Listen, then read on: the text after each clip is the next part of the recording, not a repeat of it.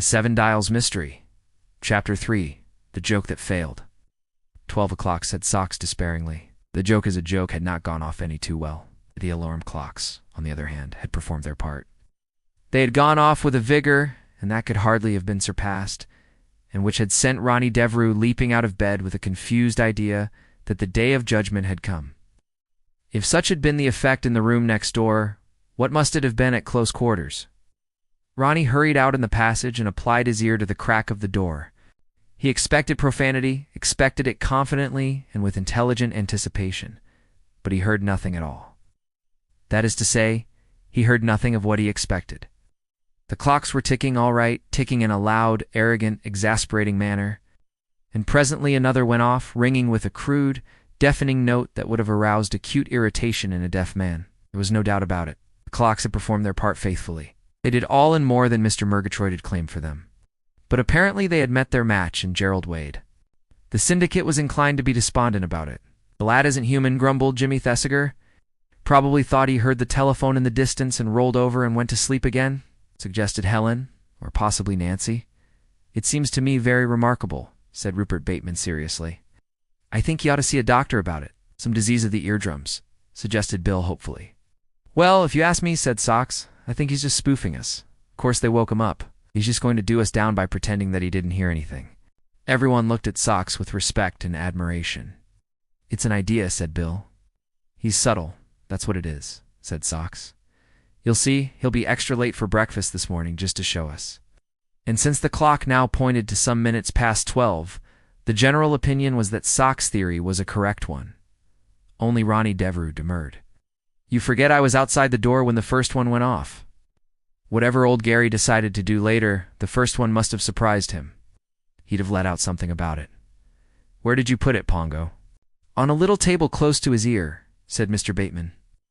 That was thoughtful of you, Pongo, said Ronnie. Now tell me, he turned to Bill. If a whacking great bell started ringing within a few inches of your ear at 6:30 in the morning, what would you say about it?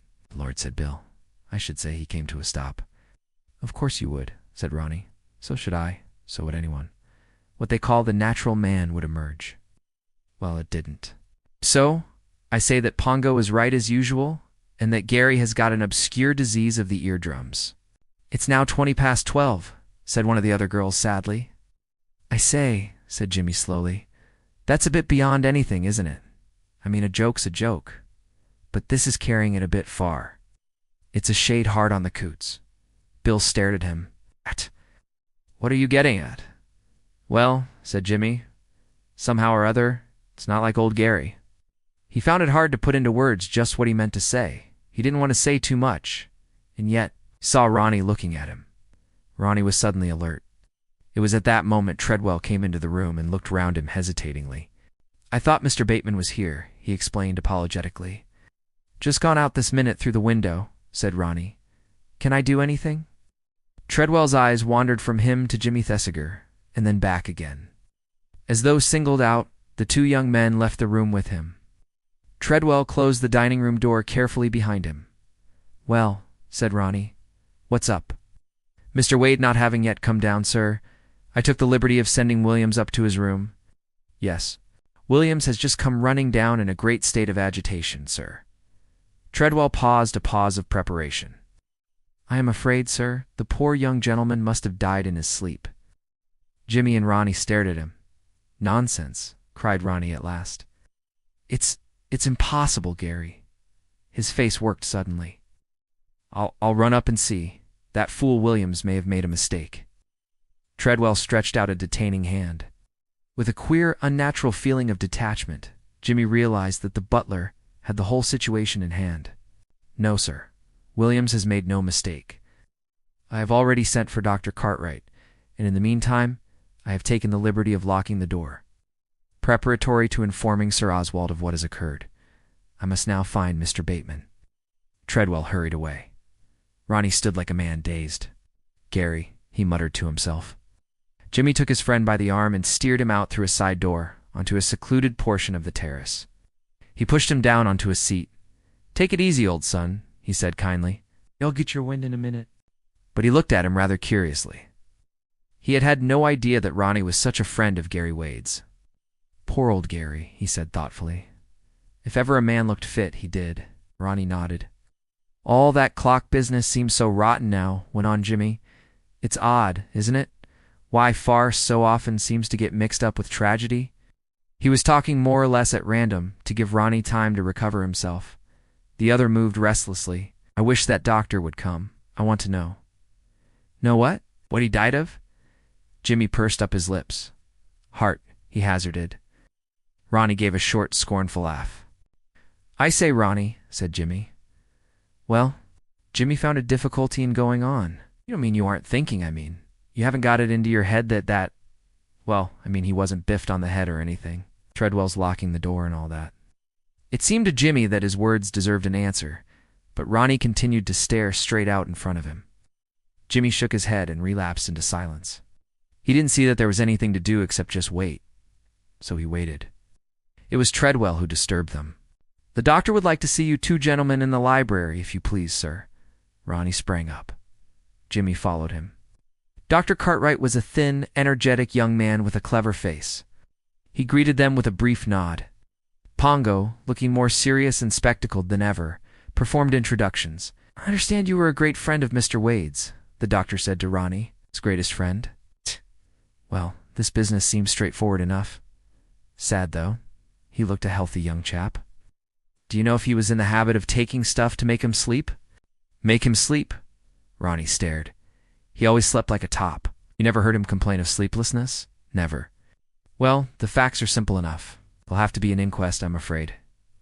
Nevertheless, how did he die? There's not much doubt. I should say an overdose of chloral. The stuff was by his bed. It's in a bottle and glass. Very sad, these things are.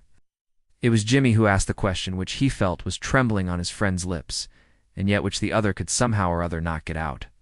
There's no question of foul play. The doctor looked at him sharply. Why do you say that? Any cause to suspect it, eh? Jimmy looked at Ronnie. If Ronnie knew anything, now was the time to speak. But to his astonishment, Ronnie shook his head. No, 'cause whatever, he said clearly. In suicide, eh? Certainly not. Ronnie was emphatic. The doctor was not so clearly convinced. No troubles that you know of? Money troubles, a woman? Again Ronnie shook his head. Now about his relations. They must be notified. He's got a sister, a half-sister rather. Lives at Dean Priory, about 20 miles from here. When he wasn't in town, Gary lived with her. MS, said the doctor. Well, she must be told. I'll go, said Ronnie. It's a rotten job, but somebody's got to do it. He looked at Jimmy. You know her, don't you? Slightly. I've danced with her once or twice. Then we'll go in your car. You don't mind, do you? I can't face it alone. That's all right, said Jimmy reassuringly. I was going to suggest it myself. I'll go and get the old bus cranked up. He was glad to have something to do. Ronnie's manner puzzled him. What did he know or suspect? Why had he not voiced his suspicions, if he had them, to the doctor? Presently the two friends were skimming along in Jimmy's car with a cheerful disregard for such things as speed limits. Jimmy, said Ronnie at last, I suppose you're about the best pal I have now. Well, said Jimmy, what about it? He spoke gruffly. There's something I'd like to tell you, something you ought to know, about Gary Wade. Yes, about Gary Wade. Jimmy waited. Well, he inquired at last. I don't know that I ought to, said Ronnie. Why?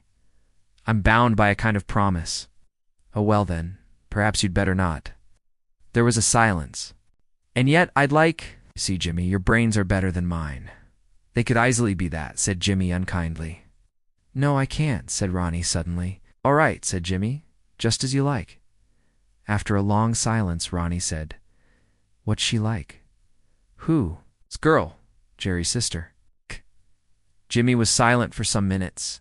Then he said in a voice that had somehow or other altered, She's all right. In fact, well, she's a corker. Gary was very devoted to her, I know. He often spoke of her. She was very devoted to Gary. It's going to hit her hard. It's a nasty job. They were silent till they reached Dean Priory. Miss Lorraine, the maid told them, was in the garden, lest they wanted to see Mrs. Coker. Jimmy was eloquent that they did not want to see Mrs. Coker. Who's Mrs. Coker? Asked Ronnie, as they went round into the somewhat neglected garden. The old trout who lives with Lorraine.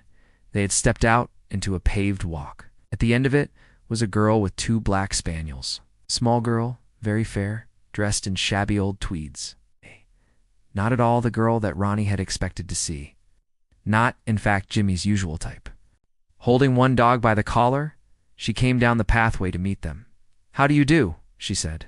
"You mustn't mind Elizabeth. She's just had some puppies, and she's very suspicious." She had a supremely natural manner, and as she looked up smiling, the faint wild rose flush deepened in her cheeks. Her eyes were a very dark blue, like cornflowers. Suddenly they widened. Was it with alarm? As though already she guessed. Jimmy hastened to speak. "This is Ronnie Devereux, Miss Wade. You must often have heard Gary speak of him." "Oh, yes." She turned a lovely, warm, welcoming smile on him. "You've both been staying at Chimneys, haven't you? Why didn't you bring Gary over with you?" "We couldn't," said Ronnie, and then stopped. Again, Jimmy saw the look of fear flash into her eyes. "Miss Wade," he said, we've got bad news for you." She was on the alert in a moment. "Gary?" "Yes, Gary. She stamped her foot with sudden passion. "Oh, tell me. She turned suddenly on Ronnie. "You'll tell me." Jimmy felt a pang of jealousy, and in that moment he knew what up to now he had hesitated to admit to himself. He knew why Helen and Nancy and Socks were just girls to him, and nothing more. He only half heard Ronnie's voice saying gravely, "Yes, Miss Wade, I'll tell you. Gary is dead. She had plenty of pluck." She gasped and drew back, but in a minute or two she was asking eager, searching questions. "How? When?" Ronnie answered her as gently as he could. "Sleeping draft, Gary." The incredulity in her voice was plain. Jimmy gave her a glance. It was almost a glance of warning. He had a sudden feeling that Lorraine in her innocence might say too much. In his turn he explained as gently as possible the need for an inquest. She shuddered. She declined their offer of taking her back to Chimneys with them, but explained she would come over later. She had a 2-seater of her own. "But I want to be alone a little first," she said piteously. "I know," said Ronnie. "That's all right," said Jimmy. They looked at her, feeling awkward and helpless. "Thank you both ever so much for coming." They drove back in silence, and there was something like constraint between them. "My God, that girl's plucky," said Ronnie once. Jimmy agreed. "Gary was my friend," said Ronnie. "It's up to me to keep an eye on her." "Oh, rather, of course." They said no more. On returning to Chimneys, Jimmy was waylaid by a tearful Lady Coote. "That poor boy," she kept repeating, "that poor boy." Jimmy made all the suitable remarks he could think of. Lady Coote told him at great length various details about the decease of various dear friends of hers. Jimmy listened with a show of sympathy, and at last managed to detach himself without actual rudeness. He ran lightly up the stairs. Ronnie was just emerging from Gerald Wade's room. He seemed taken aback at the sight of Jimmy. "I've been in to see him," he said. "Are you going in?" "I don't think so," said Jimmy, who was a healthy young man with a natural dislike to being reminded of death. "I think all his friends ought to." "Oh, do you?" said Jimmy, and registered to himself an impression that Ronnie Devereux was damned odd about it all.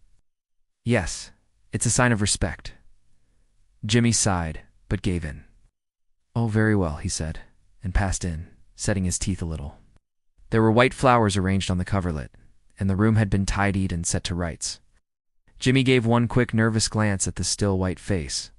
Could that be cherubic, pink Gary Wade, that still peaceful figure? He shivered. As he turned to leave the room, his glance swept the mantel shelf and he stopped in astonishment.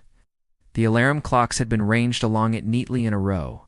He went out sharply. Ronnie was waiting for him. "Looks very peaceful and all that." "Rotten luck on him," mumbled Jimmy. Then he said, "I say, Ronnie, who arranged all those clocks like that in a row? How should I know?" "One of the servants, I suppose." "The funny thing is," said Jimmy, "that there are 7 of them, not 8. One of them's missing. Did you notice that?" Ronnie made an inaudible sound. "7 instead of 8, said Jimmy, frowning. "I wonder why."